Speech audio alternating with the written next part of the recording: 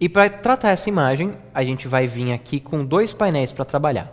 O painel Info e o painel de efeitos, para a gente poder escolher o efeito que a gente vai trabalhar. Então, eu vou escrever aqui níveis. Vamos começar primeiro com o efeito de níveis, que na verdade está em inglês, né? Então vai ser Levels. Vou escrever aqui Levels, jogar na minha cena. E a gente consegue ver aqui na esquerda que a gente tem o plugin Levels. O legal do plugin Levels é que ele já tem um histograma interno. Como o After Effects não vem nativamente com gráficos de cor, você acaba tendo que usar um plugin que tenha gráficos, como níveis. E eu consigo ver como está a luminância da minha imagem, com o histograma igual ao do Photoshop. E eu consigo ver que a minha imagem ela não tem tons muito escuros, nem tons muito claros. Ela está concentrada bem no centro, o que tem baixo contraste na minha imagem.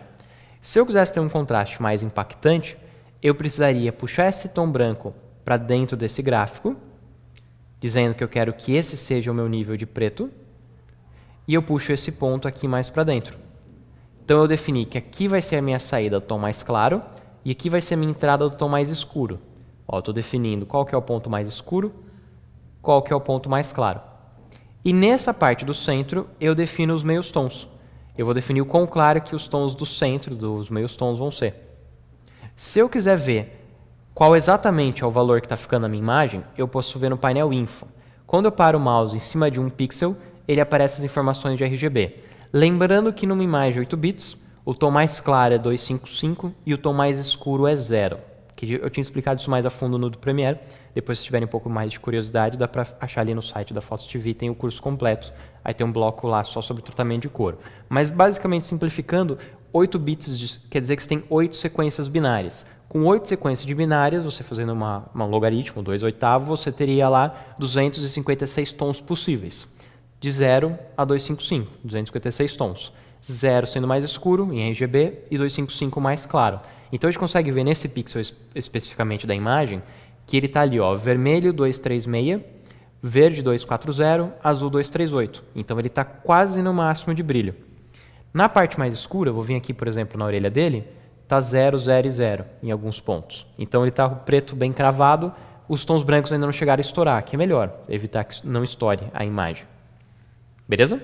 Para testar um antes e depois, você pode vir aqui no FX, desligar e ligar. Tá? Um outro efeito que eu gosto mais é o Curves. Eu vou vir aqui e vou escrever Curves.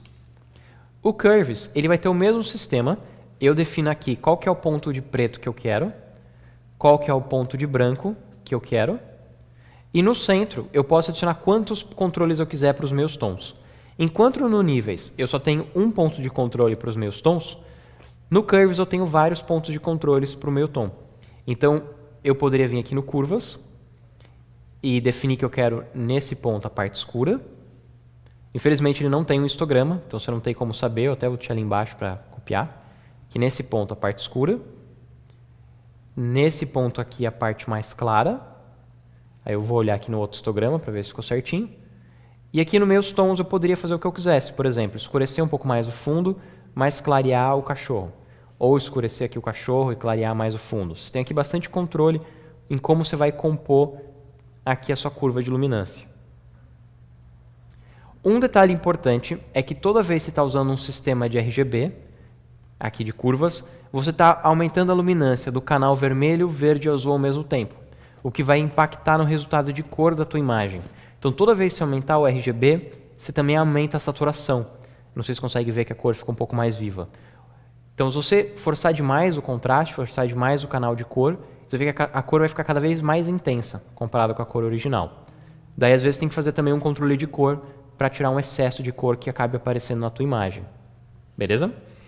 Bom, então aqui a gente viu dois efeitos mais comuns, é o Curvas e o Níveis. Os dois têm a opção de você mexer no balanço de cor da imagem, se você quiser. Ele tem aqui a separação do vermelho, do verde e do azul, porque eles são baseados em RGB. E aqui também, vermelho, verde e azul. Se eu quisesse mudar a combinação cromática, eu vou pegar aqui alguma outra imagem com cor, com um pouco mais de cor para a gente brincar. Vou pegar essa imagem aqui, assim, por exemplo. Se eu quisesse fazer ela parecer mais noturna, eu quero puxar para um balanço de cor mais pro azul.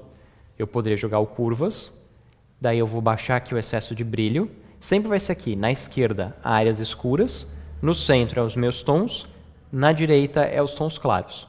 Eu vou diminuir os tons claros, escurecer aqui um pouquinho os tons mais escuros para parecer mais noturna a cena. Aí eu poderia fazer uma máscara para não pegar tanto no rosto dele, se fosse o caso. E para parecer mais noturno, eu vou mudar para o canal de cor azul e vou dar uma leve azuladinha na imagem.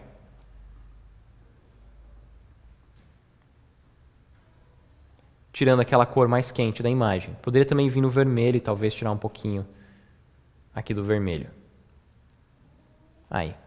Daí, ó, antes, depois. Beleza? É igual o sistema lá do Photoshop, eles funcionam da mesma maneira. E aí você pode usar esses plugins aqui para controlar a luminância da tua imagem. E sempre usar esse painel aqui do lado para você ver quais informações de vermelho, verde e azul. Quando você estiver combinando essa cena com uma outra cena, como aqui não tem os gráficos de cor, você pode usar aqui essas informações numéricas para ter uma referência de que cor que você quer se aproximar de uma cena para outra. Tá? Só vendo aqui o vermelho, verde e azul. O próximo conjunto de efeitos que a gente vai ver vai ser efeitos de matiz e saturação e de troca de cor. Então, eu vou vir aqui nessa primeira imagem, e eu tinha comentado que quando você está usando curvas, você estoura um pouco a saturação. Para eu poder mudar a saturação da imagem, eu tenho que vir aqui em efeitos presets e escolher o efeito Hue e Saturation. Esse Hue e Saturation é o mesmo do Photoshop, funciona da mesma maneira. Você vai ter aqui os 3 controles básicos, que nem eu tinha comentado agora há pouco, baseado aqui na cor, que é o Hue, o ângulo de cor, a saturação, que é das cores neutras, as cores mais vivas, e a luminância. Tá, então o HSL é dividido nessas 3 opções, o Hue e Saturation. Eu vou ver aqui ó, que eu tenho primeiro o ângulo de cor, eu poderia mudar aqui o ângulo de cor. Na sequência eu tenho o nível de saturação e por último o nível de luminância.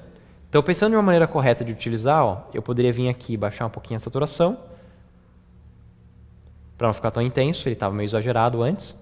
Mas eu poderia aumentar de uma cor específica, por exemplo, eu quero só pegar a coleira dele e deixar a coleira mais viva. Então eu vou vir aqui, em vez de Master, eu vou pegar somente as cores vermelhas. Ele aparece aqui uma marcação do que ele considera sendo vermelho. Eu poderia até ajustar se eu quisesse pegar mais ou menos tons de vermelho. Que nem, por exemplo, para não pegar tanto da pele do cachorro, eu posso tirar um pouco do laranja aqui assim. Aí, eu estou pegando só esse tom de vermelho. E daí eu poderia vir aqui e mexer na saturação. Dá para ver aqui ó, como aumentou bem forte a saturação dessa parte. É claro que você não vai exagerar, eu só estava ilustrando. E aqui eu poderia mudar o ângulo também. Daí eu poderia mudar a cor da coleira dele.